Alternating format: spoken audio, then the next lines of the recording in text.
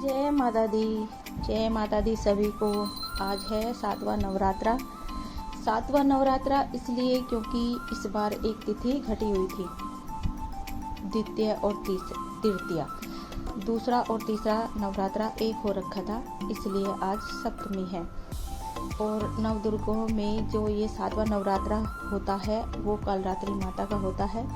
नवदुर्गा के 9 रूप होते हैं, जिसमें पहला होता है शैलपुत्री, दूसरा ब्रह्मचारिणी, तीसरा चंद्रघंटा, चौथा कुष्मांडा, पांचवा स्कंदमाता, छठा कात्यायनी, सातवां कालरात्रि जो आज है, आठवां महागौरी और 9वां सिद्धिदात्री।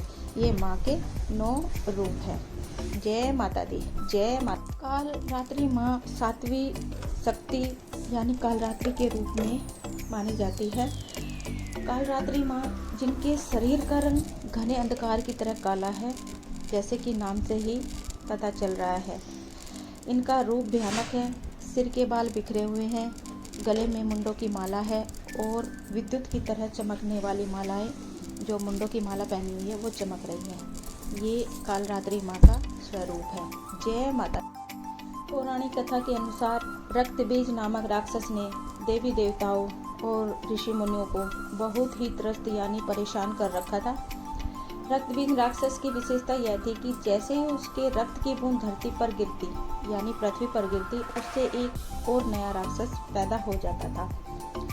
इस राक्षस से परेशान होकर समस्या का हल जानने सभी देवी देवता भगवान शिव के पास पहुंचे। भगवान शिव को पता था कि इनका वध अंत में देवी पार्वती ही कर सकती है यानी करेगी। भगवान शिव ने माता से अनुरोध किया। इसके बाद माँ पार्वती ने स्वयं शक्ति तेज से माँ कालरात्रि को उत्पन्न किया।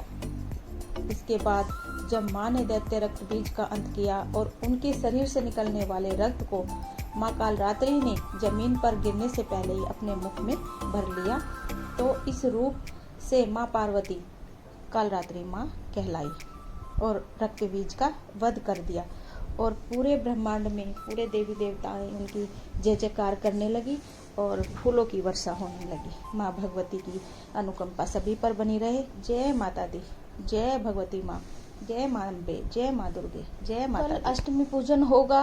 महागौरी का पूजन करने के बाद फिर कन्याएं बिठाई जाएंगी, कन्याओं की पूजा की जाएगी। कन्याओं की पूजा करने के लिए 1 लोटे में जल और गंगा जल से उनके चरण धुलवाएं। चरण धुलवाने के बाद उनसे आशीर्वाद लें, तिलक लगाएं, मौली बांधें और फिर खाना यानी भोजन कराएं। उसके बाद फिर दोबारा से आशीर्वाद लें।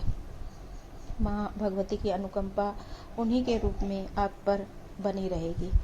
उसके बाद आप दक्षिणा दें और दक्षिणा के बाद कोई उपहार भी देना जरूरी है। अगर उपहार दोगे तो ऐसा देना चाहिए जिससे कि कन्याओं खुश हो जाए, प्रसन्न हो जाए। अगर कन्याएं खुश है तो समझो कि माँ भगवती आप पर प्रसन्न है, खुश है। तो उनको खुशी देखकर हम सबको भी खुशी होगी और कन्याओं का आशीर्वाद मिलेगा। माँ भगवती का उनके रूप में आशीर्वाद मिलेगा। जय माता दी। जय माता दी। जय माता। वैसे तो 9 कन्याओं का ही विधि विधान है। 9 से भी ज़्यादा हो जाए कोई बात नहीं, कम भी हो जाती है, कभी कभी नहीं मिल पाती, तो इसमें परेशान होने की ज़रूरत नहीं है। क्योंकि अगर 9 नहीं है, जो बच्ची आने में असमर्थ नहीं आ पाई, तो एक थाली लगा के या तो उनके घर भिजवा दीजिए, नहीं तो गाय माता को थाली लगा के गाय माता को भी भिजवा सकते हैं। या फिर किसी मंदिर में या किसी स्कूल वगैरह खुले रहते हैं, मेरे ख्याल से इनमें तो बच्चों की छुट्टियां भी नहीं होती, तो कहीं भी जाके आप देख सकते हैं कि कन्या जहाँ हो वहाँ पे भी आप भोजन करा सकते हैं उनको और उनका आशीर्वाद ले सकते हैं। जय माता दी। जय माता दी। माँ भगवती की कृपा हम सब पर, आप सब पर बनी रहे।